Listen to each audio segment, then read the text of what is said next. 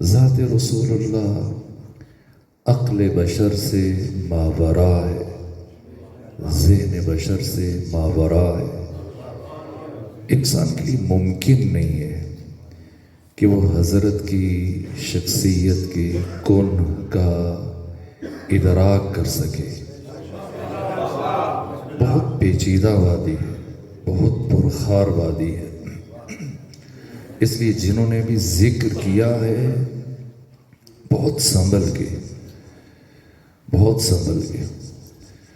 اور اپنی طرف سے ختمی مرتبت کا ذکر کرنے کے بعد خود محسوس کیا کہ نہ حق ادا نہیں ہو سکتا۔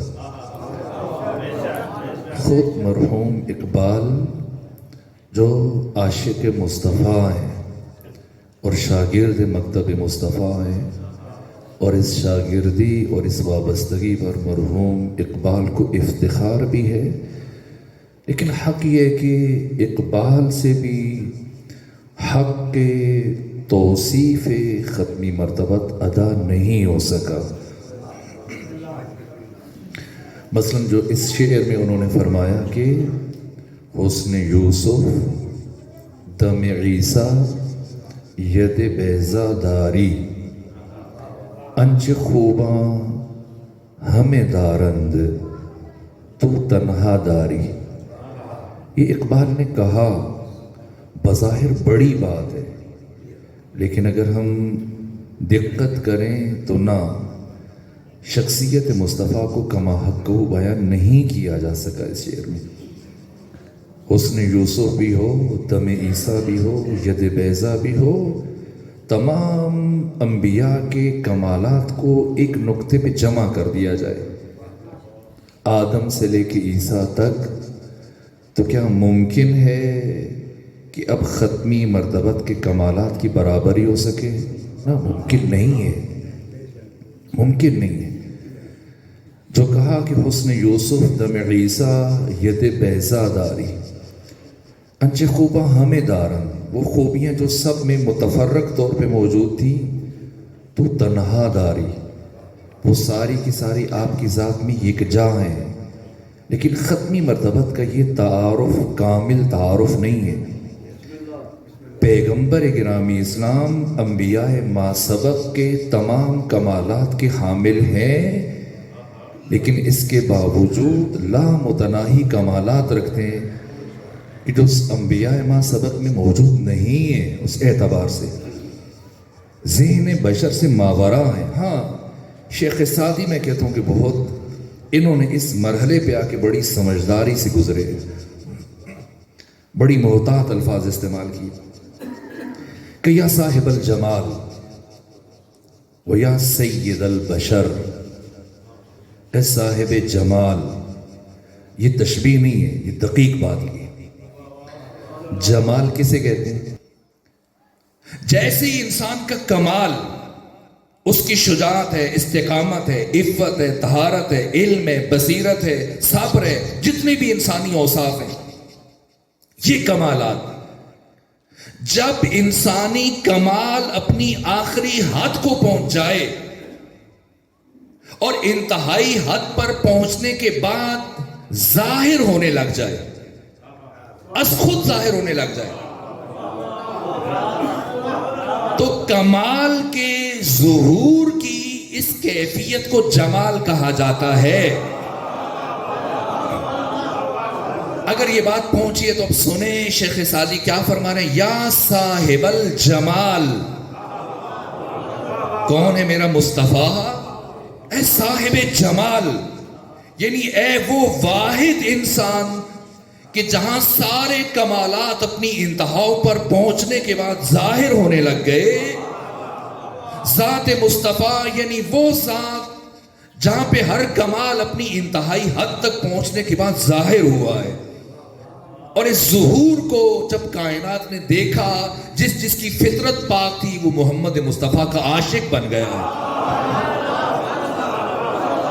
اور جس کی فطرت ناپاک ہے، جس کی فطرت سلیم نہیں ہے، ناپاک فطرت ہے، پھر وہ محمد مصطفیٰ کا دشمن ہوگا، دشمن ہوگا۔ ہر شریف النفس انسان آقا گزر رہے تھے، گلی سے گزر رہے تھے.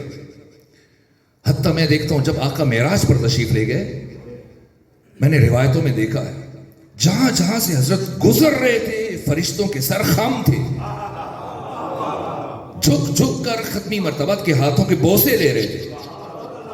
امیر المومنین علی ابن ابی طالب نہج البلاغہ میں فرماتے ہیں کہ اگر پہچاننا ہو کہ یہ انسان شریف ہے یا کمینہ ہے تو اس کے سامنے نام مصطفیٰ بلند کرو. اگر سر جھک جائے تو سمجھ لو کہ شریف ہے، اگر سر نہ جھکے نام مصطفیٰ سننے کے بعد سمجھ لیں اس کی فطرت ناپاک ہے. جہاں فطرتیں پاک ہوں، طبیعتیں پاک ہوں، نسلیں پاک ہوں، ایسے انسان، ایسے سر ختمی مرتبہ کی بارگاہ میں جھک جاتے ہیں. جس کی فطرت سلیم ہے وہ عاشق مصطفیٰ ہے، خواہ اس کا تعلق کسی بھی دین سے ہو، کسی بھی مذہب سے ہو، کسی بھی مکتب سے ہو. میں نے بہت سارے غیر مسلموں کی زندگیوں کو پڑھا ہے، ہندو ہیں، مسیحی ہیں، غیر مسلم ہیں، لیکن عاشق مصطفیٰ ہیں. یہ شیخ سعدی نے کہا یا صاحب الجمال وَيَا سَيِّدَ الْبَشَرِ مِنْ وَجْهِكَ الْمُنِيرِ. آپ بھی کسی کے حسن کو جب تشبیہ دیتے ہیں کہ فلانا بہت حسین ہے تو کس کے ساتھ تشبیہ دیتے ہیں؟ چاند کے ساتھ. دیکھیں میرا بیٹا چاند کے جیسا ہے، میرا پوتا چاند کے جیسا ہے. کیا صورت ہے، یہ چاند کا مکھڑا ہے، چاند کا ٹکڑا ہے. اب حسن مصطفیٰ کو بیان کرنا چاہ رہے ہیں شیخ سعدی، کس سے تشبیہ دیں؟ یہ چاند تو ختمی مرتبت کے قدموں کی دھول ہے نا، خطیبانہ جملہ نہیں ہے، خطیبانہ جملہ نہیں ہے، کوئی مبالغہ آمیزی نہیں ہے. کیوں واقع معراج کو بیان کیا؟ انسان کو متوجہ کرنے کے لیے، جو کہ اللہ انسانوں کی فطرت سے خوب آگاہ ہے. پروردگار جانتا ہے، انسانوں کا خالق ہے. عام حالات میں تو یہ کوئی بات نہیں کرتا، لیکن جیسے کوئی منصب مل جائے، عہدہ مل جائے، کامیابی مل جائے، کسی بڑے رتبے پہ پہنچ جائے، پھر یہ انسان اترانے لگ جاتا ہے، تکبر کرنا شروع ہو جاتا ہے. اور سب سے بڑی کامیابی جو آج تک اس انسان کو ملی ہے یہ چاند پہ پہنچا ہے، اور بڑا فخر کرتا ہے کہ انسان چاند پہ چلا گیا. وہ چاند پہ جو پہنچا ہے، وہ جو جا رہے وہ، یا جو زمین پہ بیٹھا ہے، اگر وہ یہ سوچنا شروع کر دے کہ ٹھیک ہے محمد مصطفیٰ بڑے با کمال تھے، تمام نبیوں کے سردار تھے، تمام رسولوں کے امام تھے، لیکن چاند پر تو نہیں جا سکے. اور اگر یہ انسان مریخ تک پہنچ جائے، عطارد تک، مشتری تک، زحل تک، جہاں پہنچے گا یہی سوچے گا. سوچ سکتا یہ انسان؟ یہ انسان کے مزاج کی سرکشی ہے. جب کسی بڑے مقصد پہ پہنچتا ہے اترانے لگ جاتا ہے. اگر یہ انسان جو پہنچا ہے وہ، یا جو زمین پہ بیٹھا ہے، وہ سوچنے لگ جائے ٹھیک ہے محمد مصطفیٰ بڑے با کمال تھے لیکن چاند تک تو نہیں جا سکے، فلاں ستارے یا ستارے تک تو نہیں جا سکے. کیوں پروردگار نے اپنے محبوب محمد مصطفیٰ کو اس انتہائی بلندی پہ بلایا، اور بلانے کے بعد پھر قرآن مجید میں ذکر بھی فرما دیا. اس لیے فرمایا تاکہ قیامت تک آنے والا انسان کسی بھی ستارے تک جا پہنچے، کسی بھی سیارے تک جا پہنچے، جہاں جی چاہے پہنچ جائے، لیکن ہر مقام پر پہنچنے کے بعد اترائے نہیں، غرور نہ کرے، فخر و مباحات کا شکار نہ ہو جائے. بس اتنا ذہن میں رکھے کہ یہ سارے راستے میرے محبوب محمد مصطفیٰ کے روندے ہوئے ہیں. نہ کوئی برابری کا نہ سوچے. یا صاحب الجمال یا سید البشر، کیونکہ صاحب جمال ہے اس لیے سید بشر ہے. جو بھی بشر ہے وہ غلام مصطفیٰ ہے، اور محمد ہر بشر کے سردار ہے. من وجہک المنیر. چاند سے تشبیہ دیتے ہیں نا ہم، تو جمال مصطفیٰ کو کس سے تشبیہ دیں؟ جو چاند پہ قدم رکھے آگے بڑھ گئے، کس سے تشبیہ دیں؟ کیا خوب کہا شیخ سعدی نے، من وجہک المنیر. اے محمد مصطفیٰ، تیرے نور عطا کرنے والے چہرے نے، انارا ینیر و منیر، اس میں فاعل کا صیغہ ہے فعل عربی زبان میں. تیرے نور عطا کرنے والے چہرے نے لقد نور القمر چاند کو نورانی بنا دیا. یہ چاند کا جو حسن ہے جسے دیکھ کے شاعر بھی متاثر ہوتا ہے اور اپنے محبوب سے کہتا ہے یہ تو 14ویں کا چاند ہے. اس 14ویں کے چاند کو یہ جو چاندنی عطا کی ہے وجود مصطفیٰ سے ملی ہے. یہ حسن مصطفیٰ ہے. من وجہک المنیر لقد نور القمر لا يمكن الثناء كما كان حقه. یہ سمجھداری کی شیخ سعدی نے. جو کام اقبال نے نہیں کیا وہ شیخ سعدی نے کیا. کیا کہا؟ لا يمكن الثناء كما كان حقه.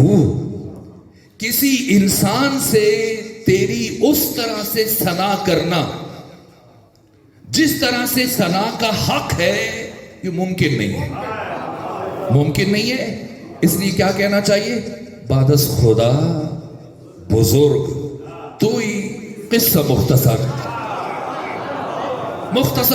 بات ختم ہے. خدا کے بعد اگر کوئی ذات ہے تو صرف ذات مصطفیٰ ہے.